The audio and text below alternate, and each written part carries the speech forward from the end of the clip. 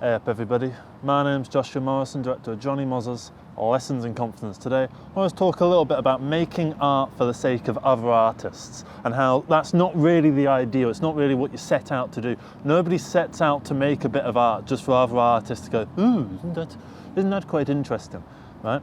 So you have a few different layers of appreciation of art. You've got your basic, watching Come Dine With Me on the telly, and you sat there and you're commenting on it and you're going, oh, look at that meal, looks terrible, that, right? And you got that, that's a nice little thing. I'm not having a go at the simple stuff. I love the simple stuff. I mean, I like sitcoms and all that kind of stuff and just like YouTube garbage. I like all of that, right? And I enjoy sitting down, commenting on something that's not particularly challenging and stimulating, right? Then you have sort of the mid sort of tier, which is, you're engaging your brain a little bit, right? And you feel like you're engaging with some kind of like intellectual kind of thing. And it feels like that, but it's a little bit sort of accessible. It's easy to get into. This would be something like watching like Inception, right? You feel like you're really clever watching Inception because you're like, oh, aren't they complicated with all their, dreams and stuff? And it is interesting, all of that. I do get a kick out of that.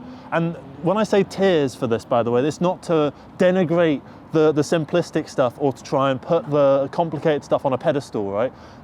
Complicatedness or simpleness can be a good or a bad thing depending on whatever. Some songs are too complicated, some movies are too complicated, some movies are too simple, some are just the right level and they're very simple, some are just the right level and they're very complicated, right? And then you've got the top tier, which is, I would call it sort of, how would I put it? So when I used to make stuff, right, I used to make a lot of YouTube kind of stuff, like video essays and that kind of thing, right? And as time went on, I realized what was going on is that people in the comments were all like other YouTubers, right? They all wanted to do the same kind of thing. They were doing video essays and they were doing them in their own little style about their own little interests, right? And I'm doing my little video essays in my little style about my little interests, right? And what I found to be a bit irritating is that I'm making all this stuff just for other people to basically like take notes for the sake of making their own stuff.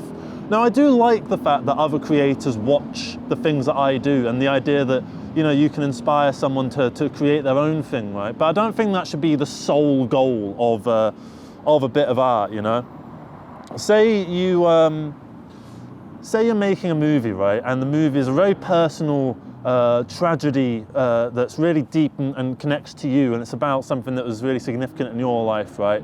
And then you make it, you pour your heart and soul into it for like 3 years, and then it comes out, right? And the only people that watch it are people that seek to review it, or people that seek to make their own film, and they go, oh, how did he do it, right?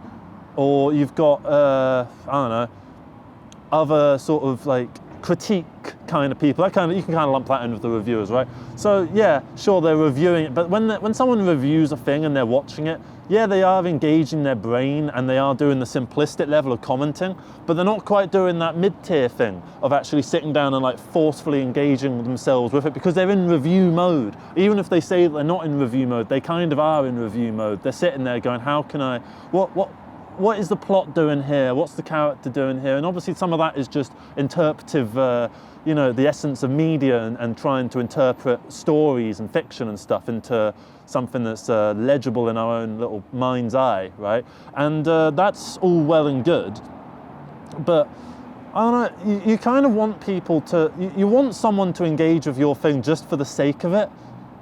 At least a few people to just engage with it for the sake of it, rather than creating stuff just for other creators to look at and take notes or to review so that they can make their own little bit of content out of it, so they can make their review and publish that, or make their own little YouTube review or whatever, right?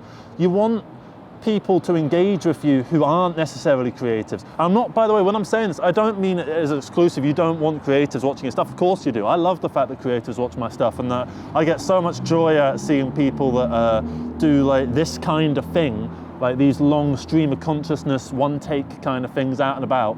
I love seeing people doing that, and I'm so happy that like people are getting inspired to do that kind of thing, right? But if that was all that people were doing, right, people were just watching my videos and then just going off and making their own, and there was no one just enjoying them for the sake of them, then I'd be sick of doing them, and I wouldn't really want to do them, because all I'm doing at that point is just engaging a load of people that aren't really engaged. They're just looking at notes on how to do it themselves, right?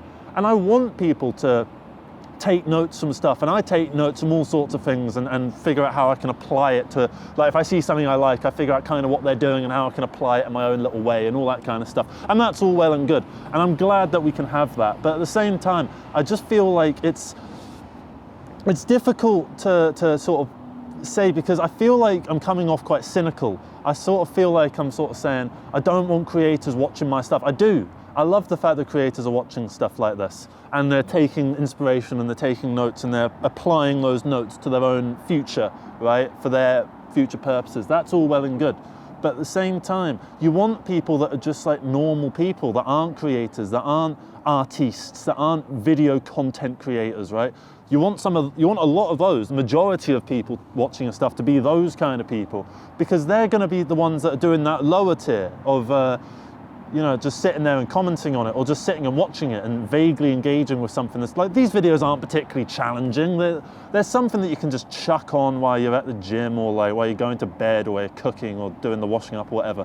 This isn't like high art that you sit down and analyze and go, ooh, I wonder what he's doing with that. Ooh, I wonder what he's saying there, you know? That's not what this is all about. This is just, you know, the stream of consciousness, getting my own thoughts out there, seeing what can be done with those thoughts and applying them, and then doing more videos, taking the lessons I learned from previous ones and applying them to the next videos, and just doing that ad infinitum, essentially.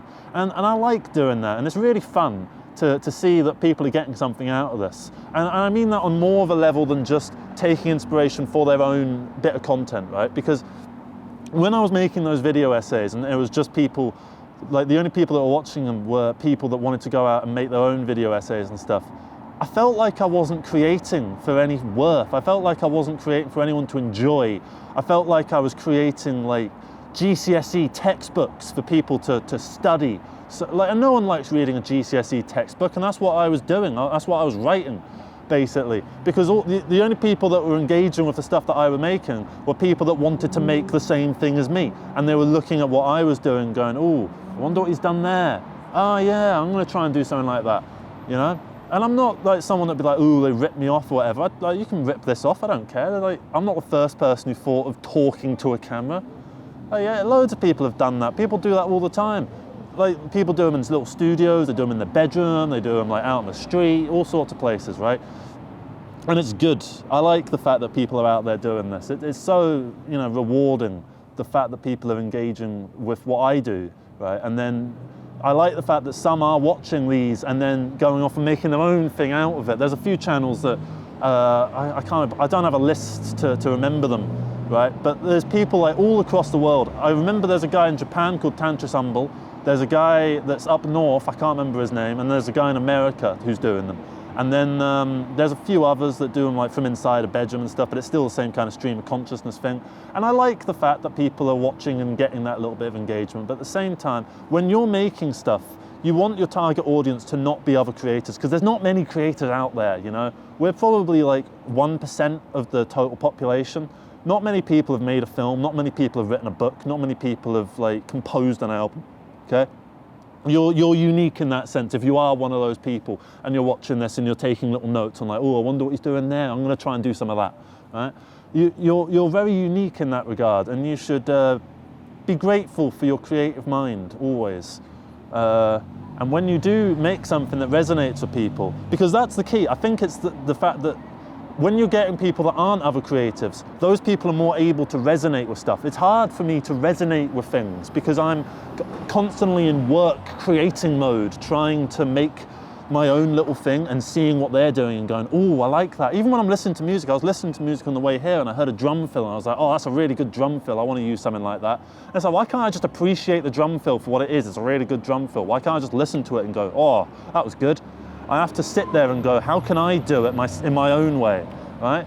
Just let the drum fill be. Just let the little things be. You don't always have to be seeking out the next bit of inspiration. Inspiration will come to you. You don't have to go to it, okay? That's essentially the core of this video, is that inspiration will come to you. You don't need to go to it. I'm going to reiterate that. Inspiration will come to you. You don't need to go to it. Okay. And when you do start creating things and you know, acquiring an audience, I feel like you'll be more, since now I've had both. I've had just other creators watching my stuff for the sake of like seeing what I do and that kind of thing, and like giving like the positive responses because they're friends and stuff like that, you know, oh yeah, really good work, man. And it's like, I know you didn't watch all of it. I know you kind of skip through to get a general idea of what's going on so that you can leave, because you feel like you're supposed to leave a comment to show support and that kind of thing. Whereas if you're just a normal person commenting on a thing, it's because it resonated with you and not because you feel like you owe that person a little thanks because they thank you on your videos or whatever, you know? You can just make stuff and people can engage with it, and that's nice and simple. And again, just to reiterate, I don't want to come across as if I don't want creators watching my stuff. I love the fact that creators watch this stuff and get something out of it, and you know, take the lessons and stuff that I sort of figure out in these videos and apply them in their own little ways. And they do these kind of videos with their own spin on them, you know. I love all that. It's amazing, and it's so gratifying seeing the people do that. And yeah, that's pretty much it. I just wanted to get that across, the idea of making art for other artists. Like, it's not the ultimate goal, I think. I don't think that's the ultimate goal. I think the ultimate goal is making art just for normal, everyday, bog standard people, and not other creatives who are like not the 1% in terms of like, you know, they're super, well, they are quite unique because most people don't go out making films and albums and stuff. Most people generally have like an idea for something in their head, but not everyone goes and does it, you know? Everyone has like idea for a novel, but how many people have actually written that novel? Yeah, some people have, some people haven't. Some people surprise you. Yeah, that's about it from me. Please leave your comments below. Are you a fellow creator? Do you watch these videos sort of thinking, oh, I wonder what he's done there. I'm gonna try and do a little bit of that. Do you understand what I'm talking about when it comes to watching stuff just for the sake of like interpolating it for your own work, compared to just sitting down and actually being able to enjoy something, which I feel like is easier to do when you're not creative? And yeah, leave your comments about that and about this video in general. Do you think this is a load of pretentious shite? If you do, leave your comments about that. We welcome all voices, I suppose. And yeah, take care, everybody. Bye-bye.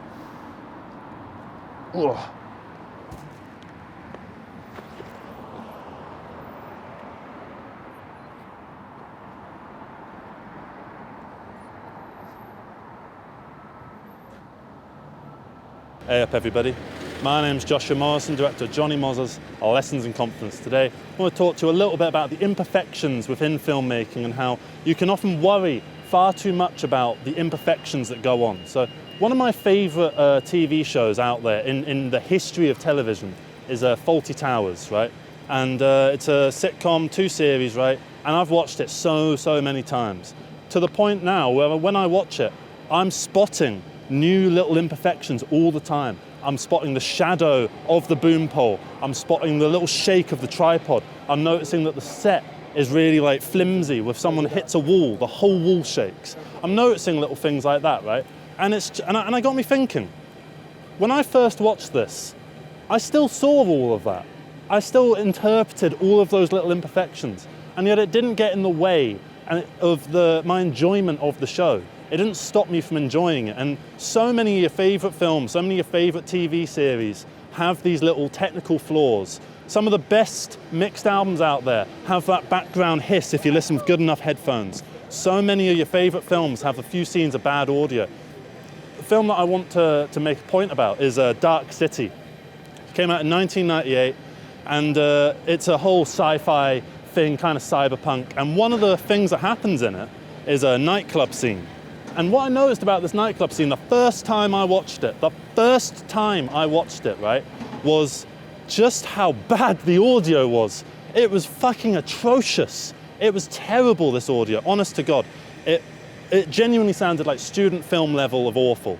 Like hiss and like audio cuts from cut to cut. It was really bad. And it got me thinking, how did they even allow that to get past? Do you know why they allowed it to get past? Because the scene's really good. Because the film as a whole needs that scene. And nobody, from what I've seen of criticism of Dark City, has ever noticed this one scene, has ever commented on the scene, how it took them out of the film. One thing that I do with my films is, you see the lav mic here, right? I tend to just keep the lav mic on quite visibly and all that kind of stuff. The reason that I do that all the time is for one very simple reason. I'd rather have good audio and have the audio source visible on the screen than risk having bad audio and hide it underneath here. Do you want to be listening to that all day? Because I certainly don't, right? I don't want to risk that. So I would rather just have it out here, okay? And if it takes you out of the film, it takes you out of the thing, then it takes you out of the thing. The reason it took you out of the thing was because you weren't enjoying it anyway. You didn't want to be watching this thing. You were kind of stuck watching it. Maybe someone put it on, you weren't really enjoying it. Or maybe you just chucked it on, you weren't really enjoying it. And once you sort of see that thing that takes you out of it and is like that one thing that's like, right, I'm not enjoying this, and that was the thing that pushed me over the edge. You weren't enjoying it anyway, so don't worry so much about it. And if people aren't going to enjoy your thing, don't worry about little technical imperfections like that. Obviously try and make sure you have good sound, audible audio, and like decent visuals and stuff like that. I'm not saying just like put no effort in, certainly put effort in, but don't worry so much about this stuff, because if someone turns it off because of a little camera wobble or a little bit of an audio clip or whatever, they're not enjoying your thing anyway, and they were looking for an excuse to turn it off. And if it weren't that, then it would have been the next scene that they turned it off, right? They just didn't give a shit, and that's fine. It's okay for certain people to not care about the thing that you want, because you're not making films, you're not making music, you're not making entertainment to appease everybody. You're making it for the sake of fulfilling your creative vision, and if people like that creative vision, then they can get on board, no matter what the imperfections are, because the imperfections are part of the personality of the thing. I watch so many little documentaries and stuff that have like scenes and bits of audio that are kind of crap, that you need it to be kind of crap because it's like undercover or whatever, and that's kind of part of what's going on. You know, they have like a little body cam and they're going to meet someone.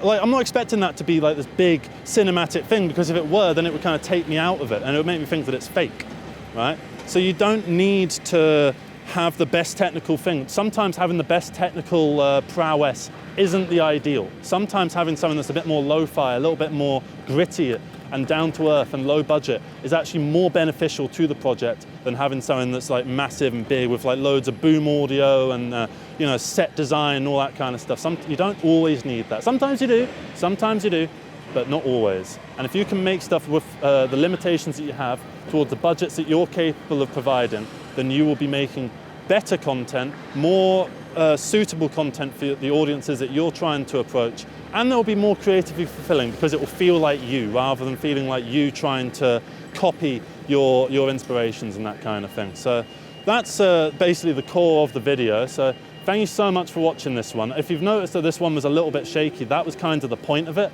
I'm not saying that you're shaking it at all. You're actually incredibly fucking stable with it. Like, holy, you're like a chicken with, like, you know how the chicken has the head and like they hold a chicken, they say that a chicken is the ultimate gimbal because the head never moves.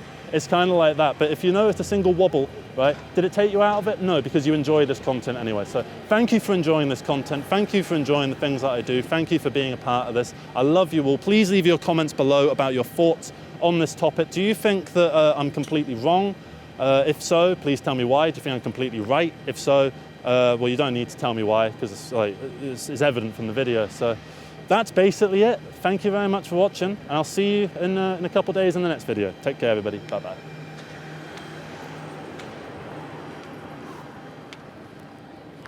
Hey up, everybody. My name's Joshua Morrison, director of Jonny Mozza's Lessons in Confidence. Today, I want to talk to you a little bit about some of the happiest moments in my life. I'm going to just recount some of the best times that I've ever had. I'm going to start from the earliest ones I can think of and lead right up to the most recent one. So I think the first one would be I was about 9 or 10, and my parents used to take me to like these barbecues that one of their friends held, right? And when you're a kid and you're going to an adult barbecue, all the kids get put in one room and just to be let them entertain themselves while the adults go and have fun, right?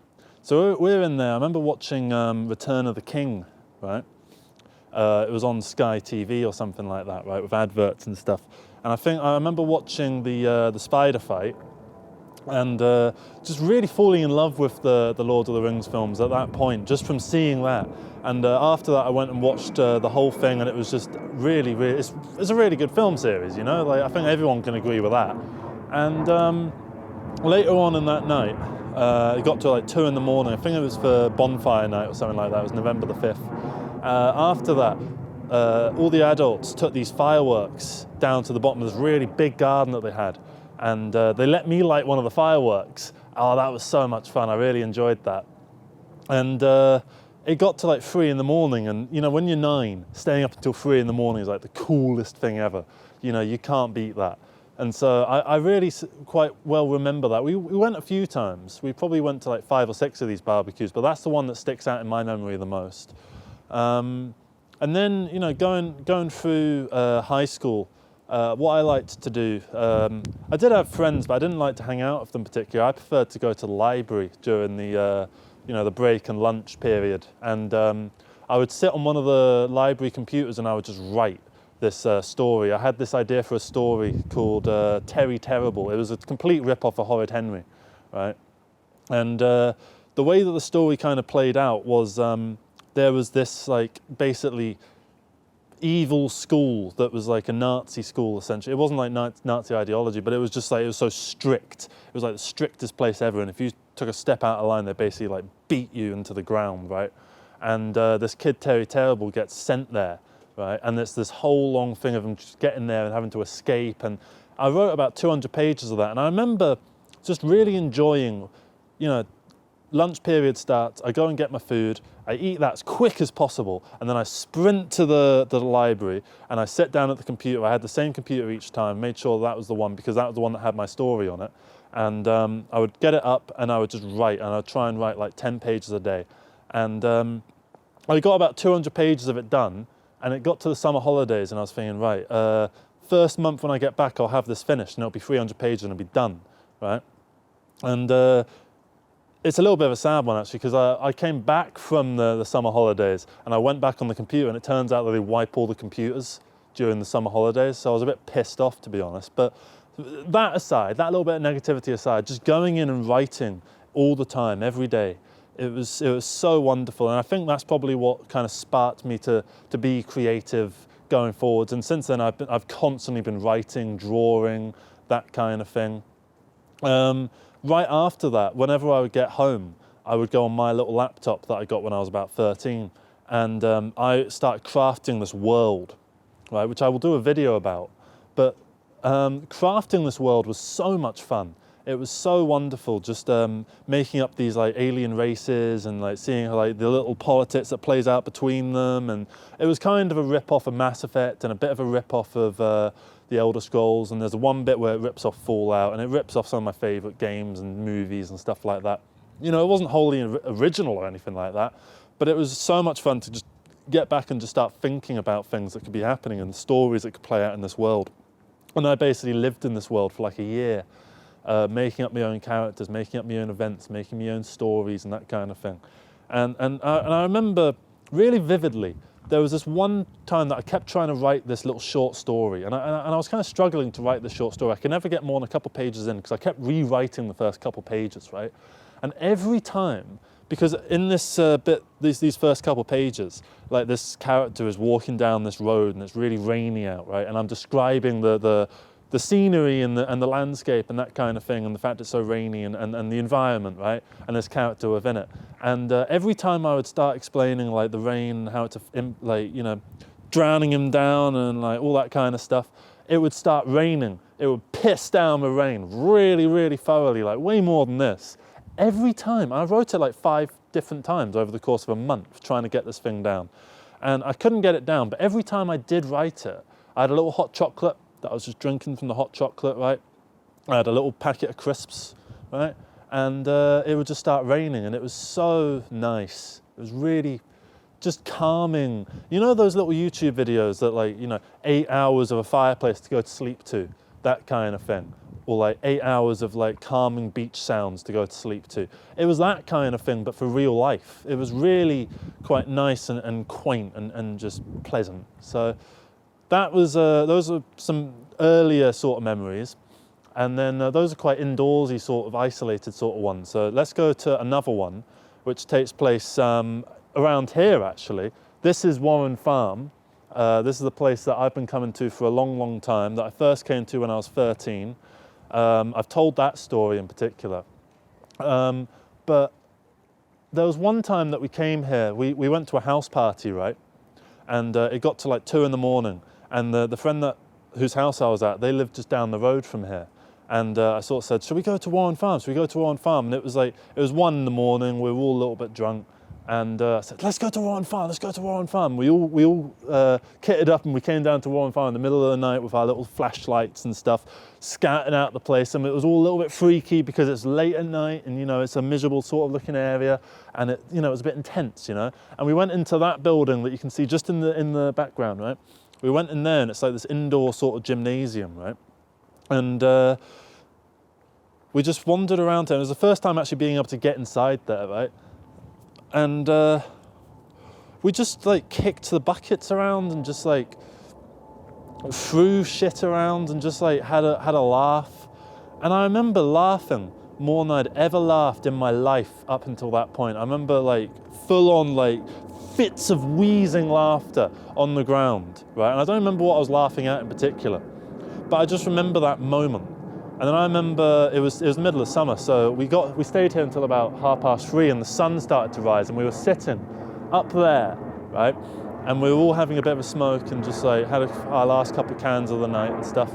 And the sun started to rise, and I remember looking at the morning dew that started to waft over the landscape, and I remember seeing the sun being so vividly bright and orange. And it was dipping its way up over the horizon, and the clouds were shimmering, and everything just looked perfect, and the sky was this wonderful shade of violet. And I remember thinking, like, this is something else. This is something that I'm going to remember for the rest of my life. And yeah, it was well and truly brilliant. That was probably in like 2018, 2019, something like that. In 2019, a memory that I really remember quite well actually was I was with some mates and we were in Portobello Road and we were sat at a cafe, right? And there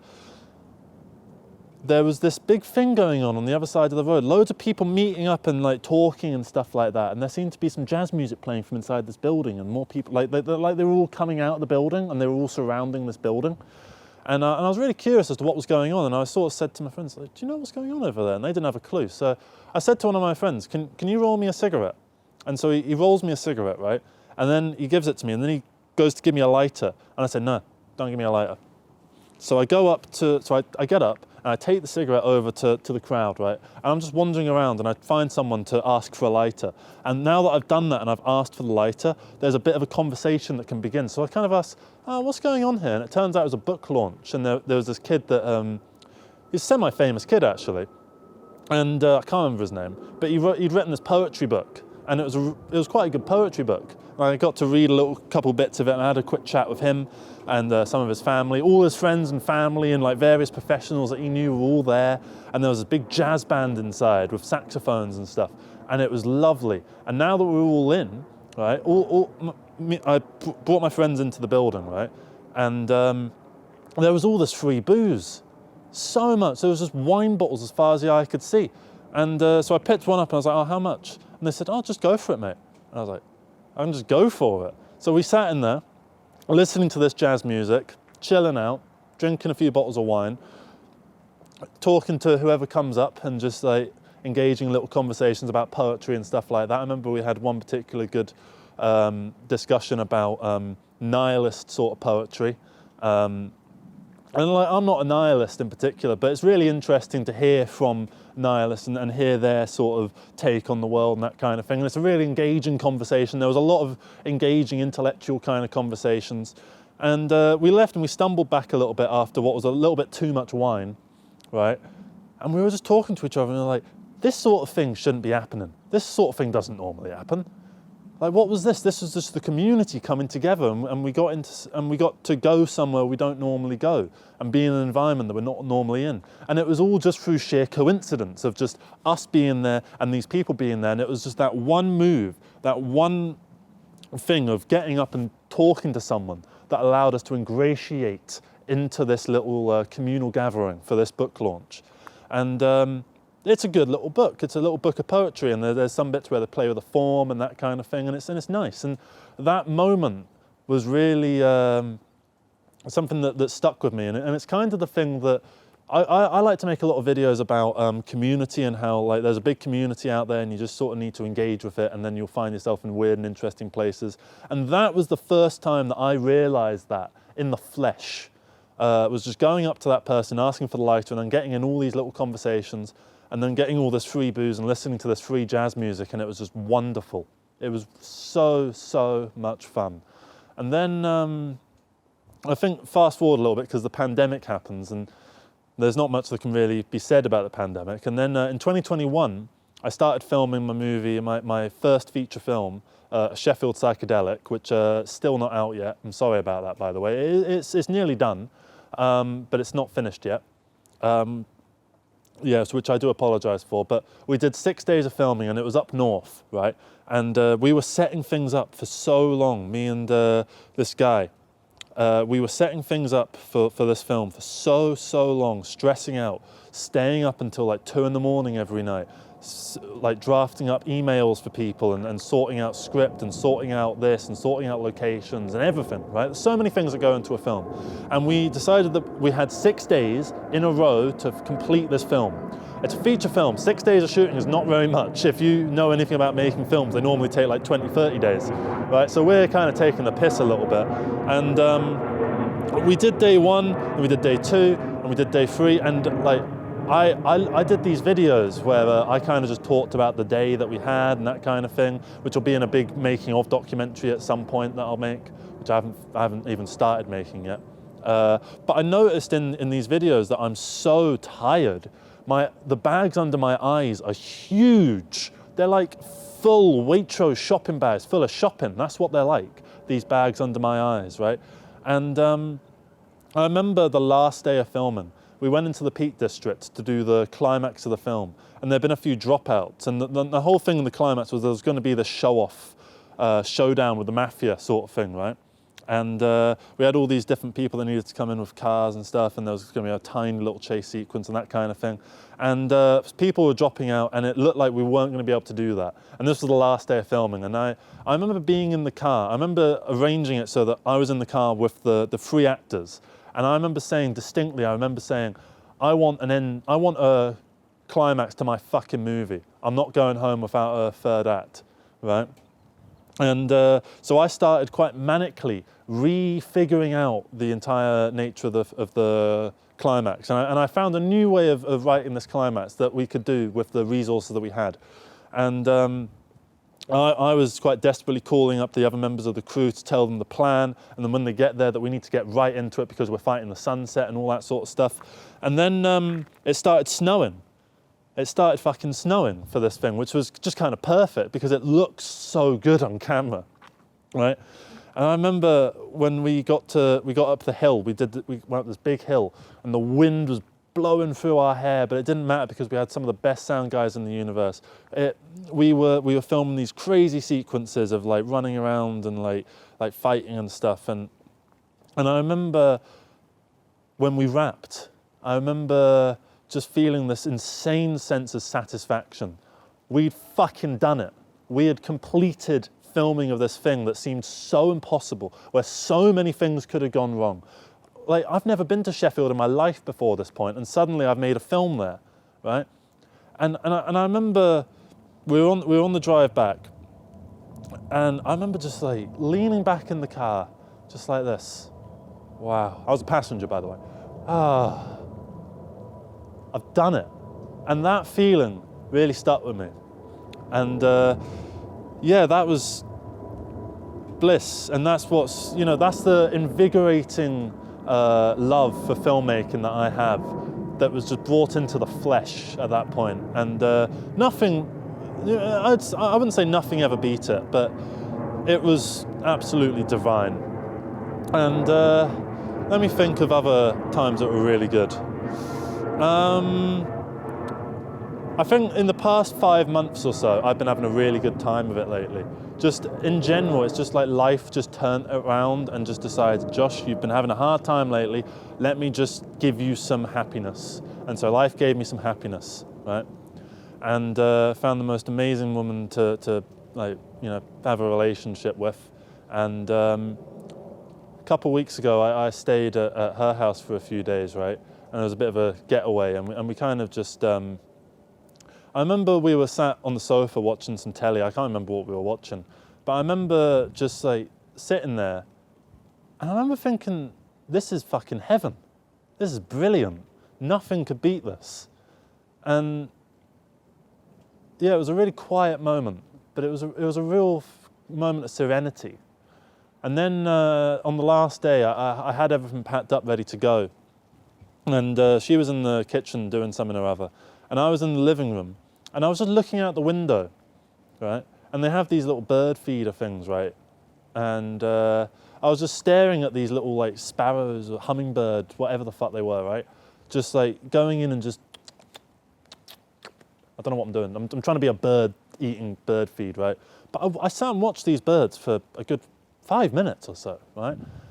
Without a thought in my head. Nothing was going on up there, right?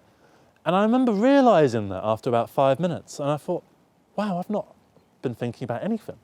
I'm not talking positive thoughts, negative thoughts, overthinking, nothing. Just absolute serenity, bliss, peace. I felt at peace.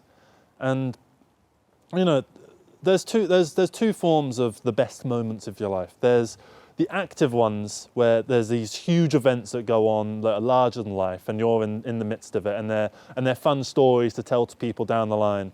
And then there's the times where it's not much. You know, it's not like it would make for a great story sitting and watching those birds or anything. But the feeling that you have is just like something that you can't quite describe, but it's positive, it's beautiful.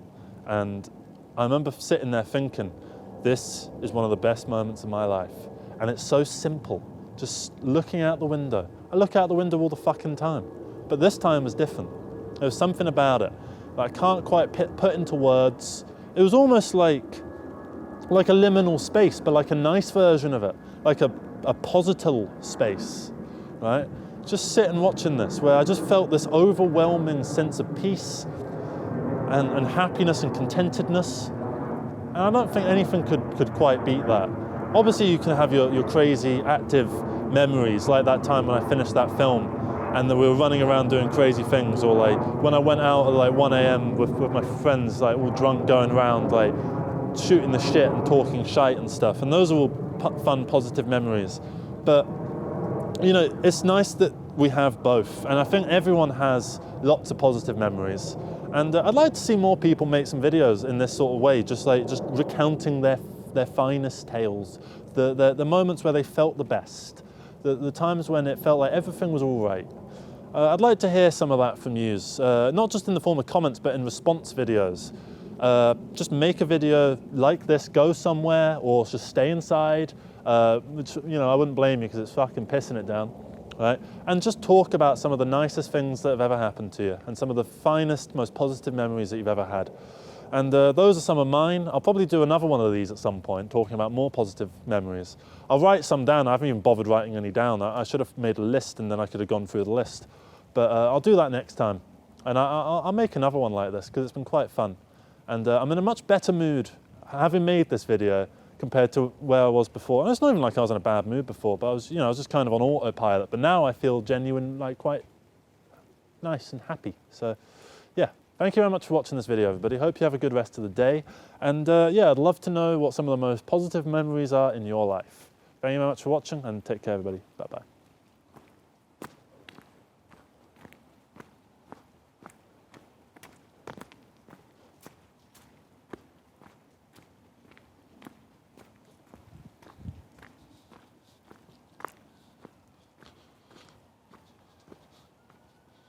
Hey up everybody, my name's Joshua Morrison, director of Jonny Mozza's Lessons in Confidence. Today I want to talk a little bit about an instrument that I recently acquired as a Valentine's Day present, so thank you very much to the person that gave me this, who knows exactly who they are. So this is a stylophone beat portable drum machine, right? It's brilliant, this. Watch. So I'm going to turn it on. So let me just sort of half sit on it so I don't lose it in the wind. So it kind of looks like that, right? And you mess around with this, right? It's got a little stylus. I'm gonna have to turn it up quite a lot.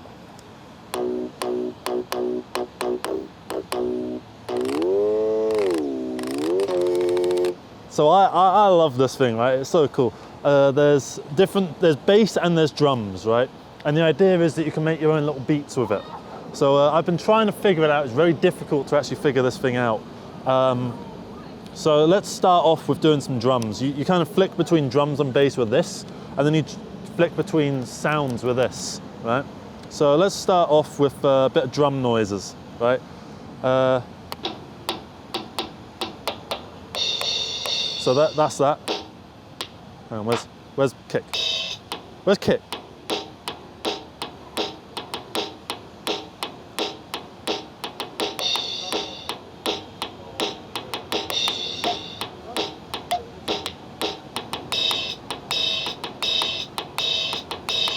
Brilliant.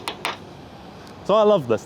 It's so cool. I'm trying to figure out how I can make use of it in a song, and I'm thinking it would be quite good to do like a little challenge. Like I did a challenge of trying to make an album in a day. Try and make an album with this. I like that.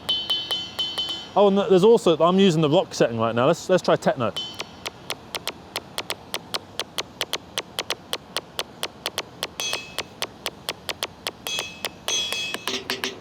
I'm not much of a techno guy, so I don't know.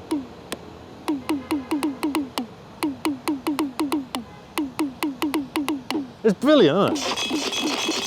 You can just do all sorts of stuff with it. So that's the drums, right?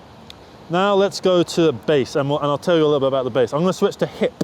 I think it's short for hip hop. It's my favourite one.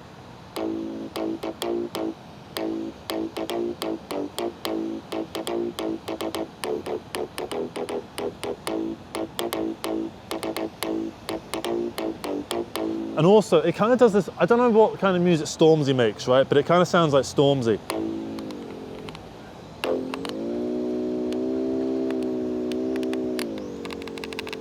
Imagine just doing some spitting. I'm just spitting some bars over this, right? And then up, and then back down a little bit, and then, ooh, in the middle, then way down here. And then I can, if you circle it around, it goes up and down octaves, so.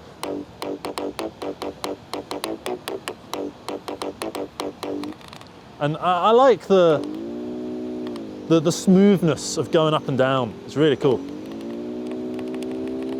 And you can kind of do this like little sort of tremolo-y, vibrato-y sort of thing. It's better that way.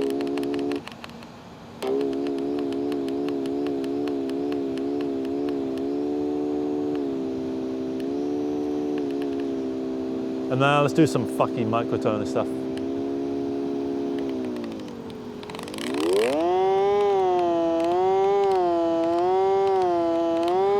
It's brilliant, isn't it?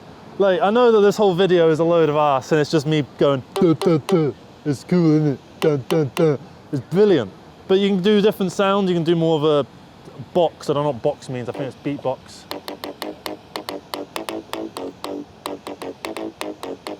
Should really been looking at the camera, you could have run off with that.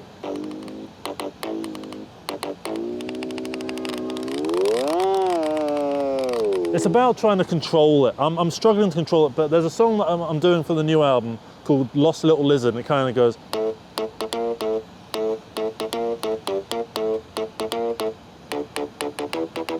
Lost little lizard, I'm a lost little lizard. Reptiles have no sat-nav. Lost little lizard, I'm a lost little lizard. Reptiles have no sat-nav. Lost little lizard, I'm a lost little lizard. Reptiles have no sat-nav. You just have so much fun with it. It's so brilliant. Right? And then the thing that I really wanted to show you is it's got this record feature. So I'm going to start off doing some techno drums just so that it can do something.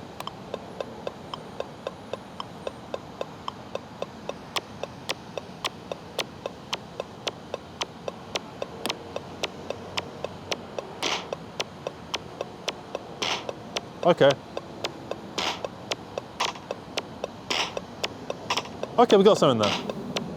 Let's bring it down to bass.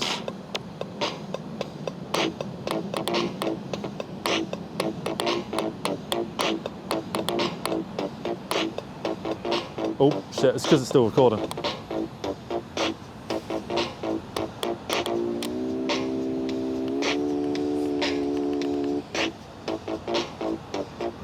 Last little lizard, last little lizard. It's so great, isn't it? It's just looping it. I'm not doing anything.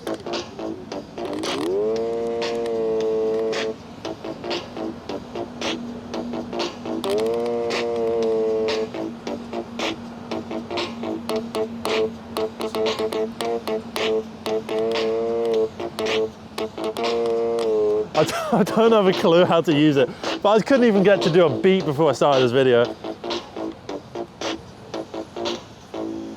And then you slow it down. See? So I'm going to try and do another one. I'm going to turn it off and on again. That's the way I figure out how to do it. So let's go back to techno. Let's go back to drums, right? Because I liked what was happening there.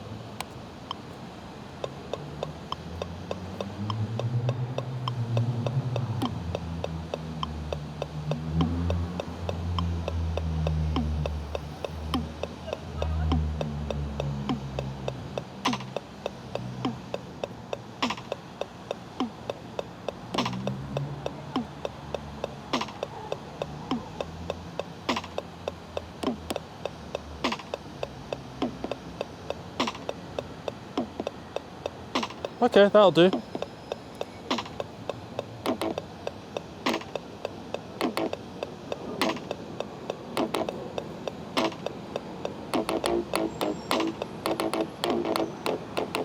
I'm doing the same thing. I'm forgetting to stop the recording, to stop it from doing that. So we're going to do it one more time, and we're going to do it properly.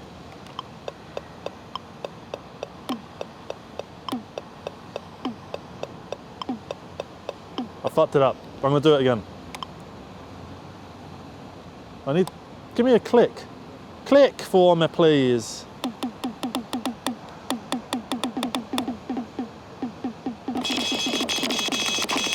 Just make some Death Grips noises with it. Breaking mirrors in the face in the United States of America. Wah!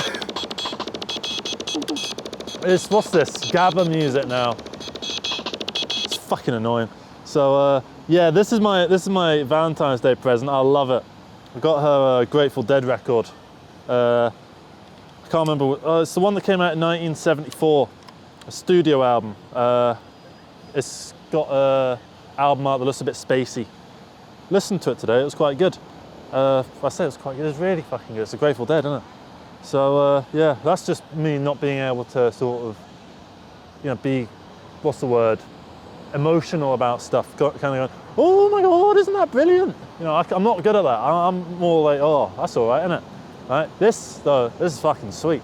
She gave me a melodica as well for Christmas, which thank you as well for that. I'm gonna try and make something out of both of those and just have some fun with it, because I think this could be really engaging. It can make something really fun and cool. So yeah, that's pretty much the entire video. There's not much to this. It's just me showing you this rectangle, bigger rectangle, square beat box thing. Yeah, if you want to buy one of these, I don't know where to send you, because I got it as a present. So if you want one, you're gonna have to find it yourself. Yeah, thank you very much for watching this video. Hope you got something out of it. Hope you decided you might want to get one of these. If you didn't, that's fair enough. It might not be your kind of music. I mean, it wasn't my kind of music, and I'm loving it. Now I've figured out how to make a beat with it. I'm going to be making all sorts of little things with it. Just irritating everyone in my house. So yeah, that's me, that's you. We're here outside the church, annoying the people in the church. I'm going to do a video about that one day. This has been a bit all over the place, but you know, what were you expecting? A video about this? Were you expecting some kind of like big, like grandiose point about society? Or society could be so much better if we all just started using our stylophone beatboxes Well, it would, wouldn't it, I suppose. So yeah, that's it from me. Thank you very much. Take care, everybody, and bye-bye. I need to put it back in the box. So give me a sec, and I'll do that. And I could have cut this, but I haven't apparently.